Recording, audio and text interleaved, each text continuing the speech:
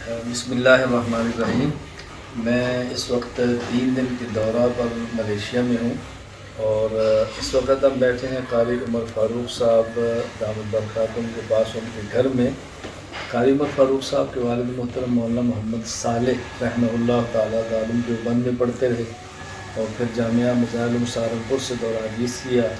حضرت شیخ زکریا رحمۃ اللہ علیہ کے خاص خدام میں شمار ہوتا تھا،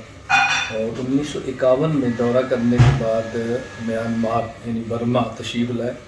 اور وہاں تدریس کا کام کیا، پھر تبلیغ کا کام کیا، اور حضرت مولانا یوسف رحمہ اللہ نے ان کو امیر بنایا، اور تقریباً 50 سال تک حضرت برما کے امیر رہے ہیں قاری عمر فاروق صاحب کے والد مولانا محمد صالح، اور ابھی تقریباً کوئی 10-12 سال پہلے ان کا انتقال ہوا ہے۔ تو یوں سمجھیں کہ انہوں نے تقریباً کوئی 62-63 سال کام کیا ہے تدریس کے علاوہ تبلیغ کا بھی، اور خود قاری عمر فاروق صاحب تقریباً 40 سال سے اس وقت یہاں ملیشیا میں تشریف فرما ہے۔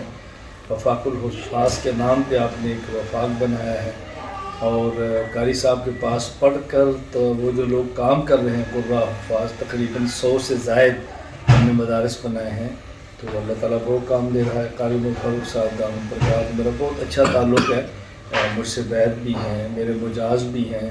اور میں جب بھی ملیشیا آتا ہوں تو باوجود اس کے کہ عمر میں مجھ سے بہت بڑے ہیں لیکن بہت زیادہ خدمت کرتے ہیں۔ اس دفعہ میں نے قصداً ان کے بیٹے قاری طلحہ موجود ہیں، بہت اچھا کام کر رہے ہیں، مجھ سے بیعت بھی ہیں، تو میں نے خود ان کو منع کیا کہ آپ قاری صاحب میرے پاس نہ لائیں، کیونکہ ان کی طبیعت ناسازت، میں خود آپ کے پاس گھر میں آتا ہوں، تبھی ہم ان کے پاس گھر میں آئے ہیں، بڑا پرتکلف کھانا بھی کھلایا ہے۔ تو میں نے کہا چلے آپ کو بھی تعارف کرا دوں تاکہ آپ دعا فرمائیں کہ اللہ تعالیٰ قاری صاحب کو برکت دے، اللہ تعالیٰ خدمات قبول فرمائے، اور اللہ تعالیٰ ہم سب کو مرتے دم تک قرآن کریم کی، حدیث پاک کی، فقہ کی، عقائد کی اور پورے شریعت کی خدمت کرنے کی توفیق عطا فرمائے۔ اللہ تعالیٰ ہمیں اور ہماری نسلوں کو اس کے لیے قبول فرما دے۔ السلام علیکم ورحمۃ اللہ وبرکاتہ۔